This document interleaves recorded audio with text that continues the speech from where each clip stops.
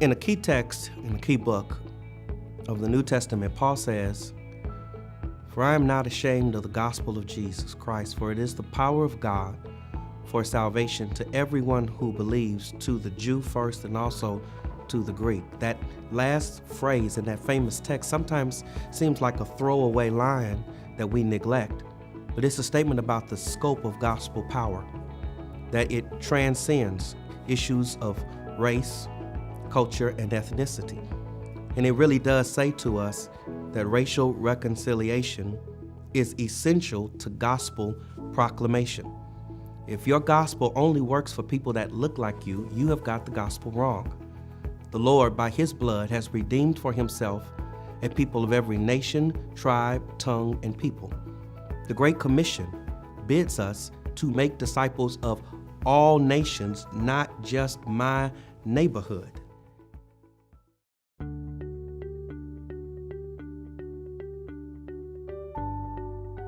Several years ago, the predominantly African American church that I serve, which is more than 100 years old, merged with a predominantly white congregation, and it became one congregation. And it has had its blessings and its challenges.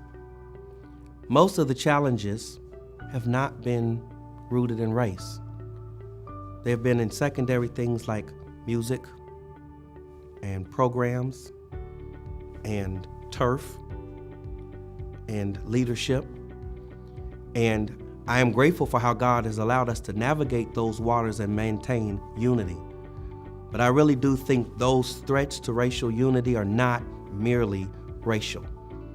They are just, as sinners, we are just prone to what is most comfortable to us, what best serves us. And I really do think that issues of culture needs to be transcended if we're going to see greater racial unity.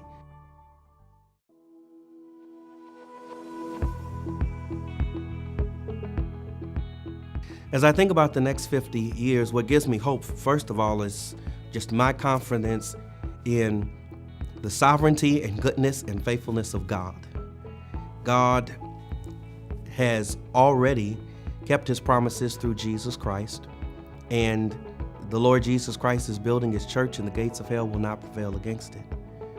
Likewise, as I see God raising up young Christians who have a passion for the gospel and are living it out in community with one another that transcends their culture and their comfort zones, as God is raising up leaders in this generation who have a passion to reach beyond their comfort zone and to extend the fellowship of the church and the work of the ministry beyond their quarter, beyond their tribe.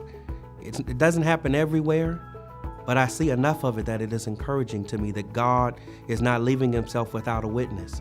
He's raising up voices that are being heard.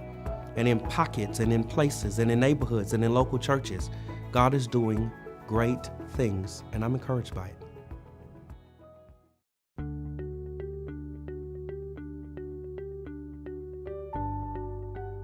That you don't compromise the gospel for anything, but that the gospel must not stay in the pulpit. It must affect how we live in community with others, how we serve the place where God has called us to. That has shaped my understanding of what it means to be a Christian, what it means to be a pastor. And I feel like my writing is also shaped by that hope that the church would catch that spirit and it would be reflected in our generation today.